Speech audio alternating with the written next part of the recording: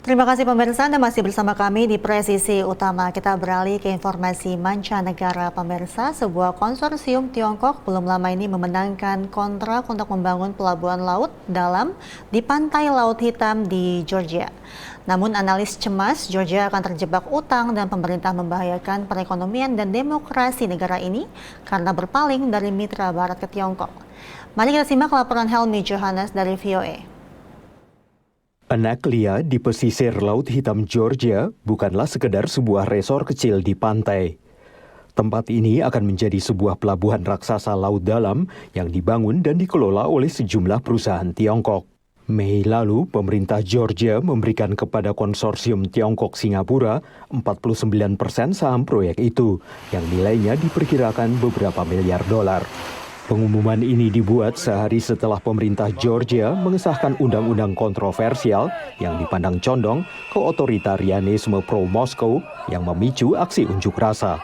The speculation is, and I think it's a well-founded one, is that Georgian government is thinking about possibility of losing the Western investment and compensating it for some money from Russia and China. Pelabuhan ini dulunya akan dibangun oleh konsorsium gabungan Amerika dan Georgia. Namun pemerintah membatalkan kesepakatan itu pada tahun 2020.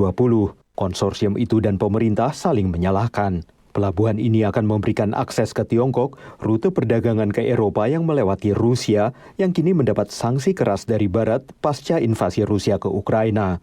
Para kritikus khawatir proyek ini dapat membuat Georgia terjebak dalam jebakan utang, yakni tidak mampu membayar pinjaman Tiongkok yang dipakai mendanai proyek infrastruktur ini. Georgian government owes 51% of it without having any money for it.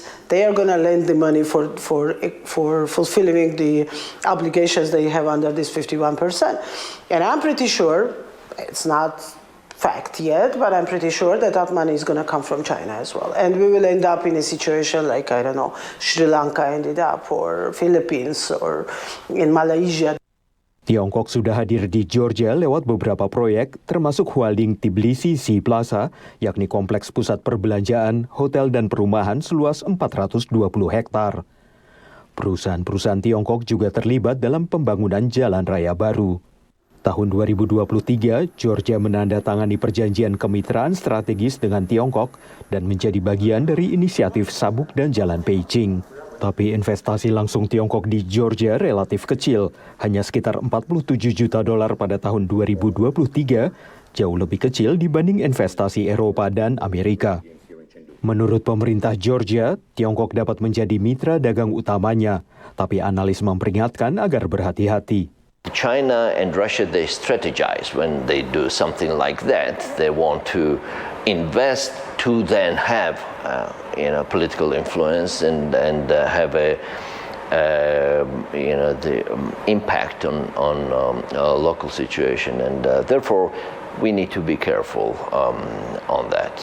Pemerintah Georgia menyangkal bahwa mereka berusaha untuk berpaling dari pihak Barat. Dan Perdana Menteri Georgia mengatakan investasi Tiongkok di pelabuhan Anaklia membawa kepastian proyek tersebut akan dilaksanakan pada tingkat tertinggi.